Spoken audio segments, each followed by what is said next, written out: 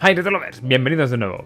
Hace algunas semanas, con la salida de la versión 8.0 de Recalbox, probamos nuestro cable RGB-Pi para conectarlo a nuestro viejo CRT usando dicho sistema, y tuvimos algunos problemas.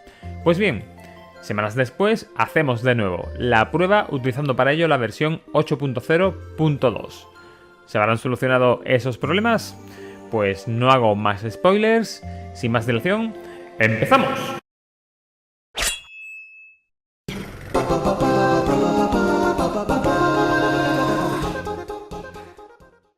Se han introducido una cantidad bastante grande de cambios. La mayor parte de los mismos están enfocados a fixes de problemas que surgieron con la nueva versión 8.0, problemas que suelen ocurrir al dar un salto grande en la versión. Ya ocurrió con la salida de la versión 7.0 y algo similar ha ocurrido con la salida de esta versión 8.0. Os voy poniendo la lista de fixes introducidos en la ventana que os dejo aquí a la izquierda, yendo desde problemas diversos de la interfaz de Emulation Station, pasando por problemas de algún emulador en un dispositivo en concreto o problemas en la ejecución de Kodi, entre otros. Como segundo paquete de cambios estarían las actualizaciones de diversos cores como Mupen 64 Plus, el uso del driver KMS en la Pi-Boy DMG o el cambio de la resolución por defecto en la Raspberry Pi 02W. Y el tercer paquete de cambios son los enfocados al soporte de los dispositivos CRT, añadiéndose una pantalla para ajustar la geometría, cambios en los offsets horizontales, así como la eliminación de la configuración del CRT mediante el archivo recalbox.conf. Y como cambio más importante estaría la introducción del soporte del dispositivo Recalbox RGB Dual para los dispositivos Raspberry Pi 3, Raspberry Pi 4 y Raspberry Pi 400. Una vez hemos visto de manera general a grosso modo qué cambios se han introducido en la versión 8.0.2 de Recalbox, vamos a repetir la prueba que en su día hicimos con nuestro cable RGB-Pi. Os dejaré enlace a dicho vídeo en la anotación arriba y en la descripción del vídeo. En resumen, la experiencia en la primera prueba fue un poco chof, ya que teníamos una imagen no demasiado estable que presentaba cierta ondulación o distorsión tanto en los menús como en los juegos, no siendo al menos en aquel momento jugable, siempre bajo mi humilde opinión. Estos problemas eran conocidos por el equipo de Recalbox y tras hablar con algún compañero del equipo, pues me informó de que estaban trabajando en ello, en solucionar estos problemas. Y hace un par de semanas me comentaron de que dichos problemas estaban solucionados, pero sinceramente no he tenido tiempo material de hacer la prueba hasta ahora. ¿Cómo irá ahora? Bueno, para la prueba haremos uso de nuestro cable RGB-Pi y de una Raspberry Pi 4, en una carcasa argón.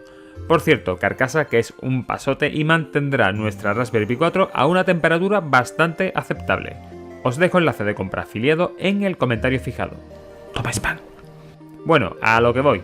Tras hacer la instalación inicial, vemos que estamos en la versión 8.0.2, accedemos a ajustes avanzados, Recalbox CRT, y dentro del submenú que nos sale, seleccionaremos en el apartado de adaptador CRT nuestro cable RGB-Pi.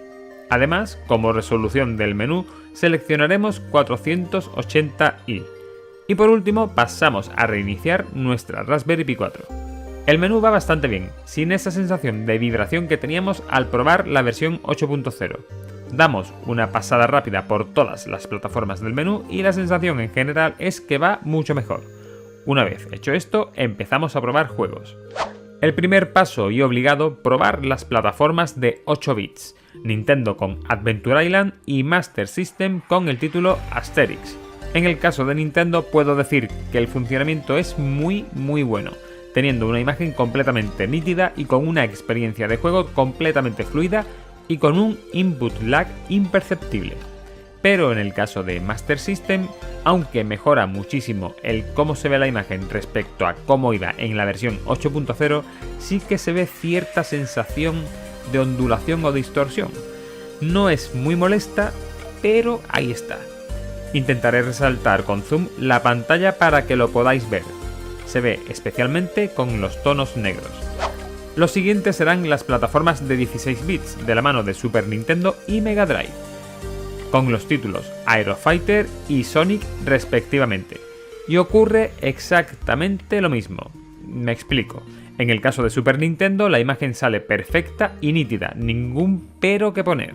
Pero en el caso de Sonic ocurre lo mismo que en Master System. Es decir, tenemos una ligerísima ondulación en la imagen.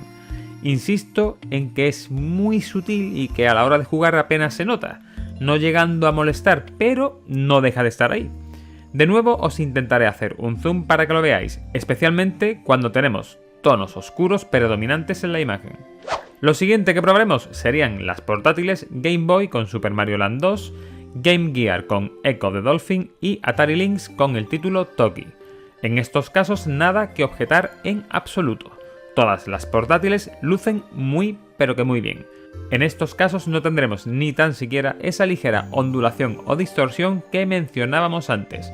Además, los bezels o marcos implementados dan un muy buen resultado.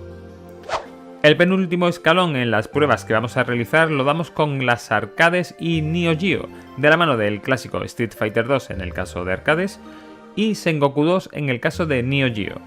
De nuevo podremos decir que el funcionamiento es muy bueno, teniendo una imagen completamente nítida y sin ningún tipo de problema, y con una jugabilidad sin pero alguno.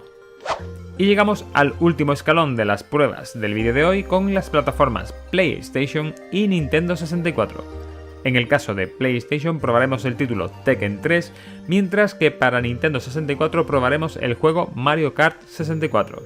Y de nuevo, estas plataformas funcionarán sin problema alguno en nuestro viejo CRT.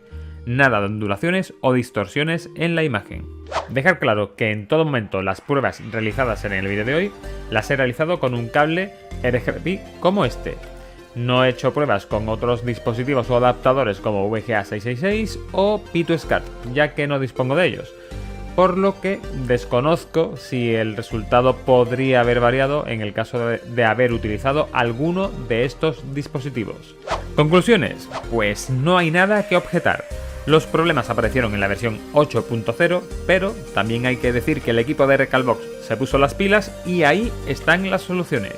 Casi todas las plataformas que he probado con, repito, el cable RGB funcionan ahora perfectamente, mientras que hay algún caso aislado en el que noto que algo se distorsiona la imagen, no sé si es problema del core en concreto que se ha usado, y eso sí, de una manera mínima y no incapacita para poder jugar a nuestras plataformas retro favoritas en nuestro viejo CRT. Por supuesto, seguiremos pendientes para ir trayendo al canal las novedades que vayan saliendo en las próximas versiones de Recalbox. Y lo que siempre digo, si te ha servido este vídeo deja tu me gusta y comparte, así consigues que el canal llegue a más gente. Comenta y pregunta aquí abajo y suscríbete que es gratis y así te enteras de lo que va viniendo. Acerca de quiénes son estos de aquí, son los miembros del canal, gente muy maja que por cierto apoya al canal de manera simbólica para ir creciendo. Y sí, también puedes unirte. Poco más, nos vemos en el siguiente vídeo del canal. ¡Hasta luego, Retrolovers!